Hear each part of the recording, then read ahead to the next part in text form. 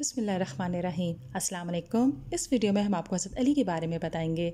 حضرت علی ابو طالب کے بیٹے اور نبی پاک کے چچا زاد بھائی تھے۔ والد نے آپ کا نام علی اور والدہ نے اسد رکھا۔ حضرت علی کا لقب ابو الحسن اور ابو تراب ہے۔ آپ کے والد اپنی قوم میں ایک مشہور اور قابل احترام شخصیت تھے۔ قبول اسلام کے وقت حضرت علی کی عمر 10 سال تھی۔ حضور پاک صلی اللہ علیہ وسلم نے سب سے پہلے اسلام کی دعوت اپنے خاندان کے لوگوں کو دی۔ آپ نے سب کو کھانے پر جمع کر کے فرمایا کہ تم میں سے کون ہے جو اسلام کی تبلیغ کے سلسلے میں میری مدد کرے گا؟ تمام لوگ خاموش رہے۔ آخر حضرت علی کی آواز بلند ہوئی، اگرچہ میں کم عمر ہوں، میری ٹانگیں کمزور اور آنکھیں دکھتی ہیں، لیکن میں آپ کا ساتھ دوں گا۔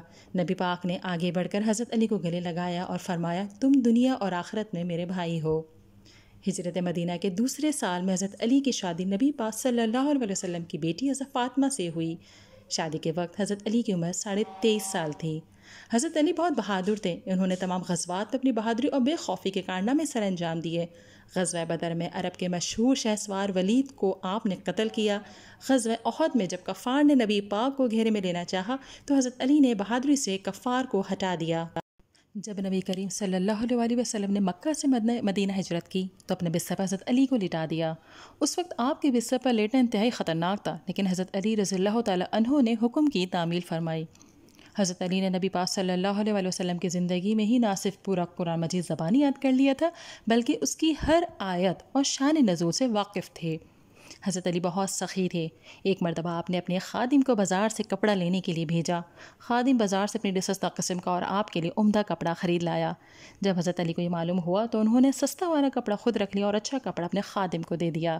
حضرت علی مسلمانوں کے خلیفہ بنائے گئے۔ انہوں نے لوگوں کو امن، محبت اور سلوک سے رہنے کی تلقین کی۔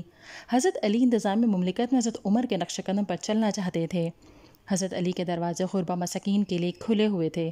بیت المال میں جو رقم جمع ہوتی تھی نہایت فیاضی کے ساتھ مستحقین میں تقسیم کر دی جاتی تھی۔ حضرت علی رضی اللہ تعالیٰ عنہ جنگی امور میں اعلیٰ بصیرت کے حامل تھے۔ اس سلسلے میں آپ نے بہت سے انتظامات کیے۔ شام کی سرحد پر بہت سی چوکیاں قائم کی، لوگوں کی حفاظت کے لیے نہایت مضبوط قلعے تعمیر کروائے۔ یمن میں اسلام کی روشنی حضرت علی رضی اللہ تعالیٰ عنہ کا عظیم کارنامہ ہے۔ سورہ توبہ نازل ہوئی تو اس کی تبلیغ و اشاعت کی خدمت بھی انہی کے سپرد تھی۔ حضرت علی سادہ غذا کھاتے اور سادہ لباس پہننا پسند کرتے تھے۔ عمامہ بہت پسند تھا۔ کبھی کبھی سفید ٹوپی بھی پہن لیتے تھے۔ لباس میں کرتا اور تہبند اکثر زیب تن فرماتے۔ ماہ رمضان کی ایک صبح حضرت علی رضی اللہ تعالیٰ عنہ نماز فجر ادا کر رہے تھے کہ ایک خارجی ابن ملجم نے تلوار کے وار سے آپ کو زخمی کر دیا۔ اسی زخم کی وجہ سے آپ نے 21 رمضان مبارک کو شہادت پائی۔ آپ 4 سال 9 ماہ تک خلافت کے عہدے پر فائز رہے۔ ویڈیو پسند آئی ہے تو اسے لائک کیجئے، شیئر کیجئے، کمنٹ دیجئے۔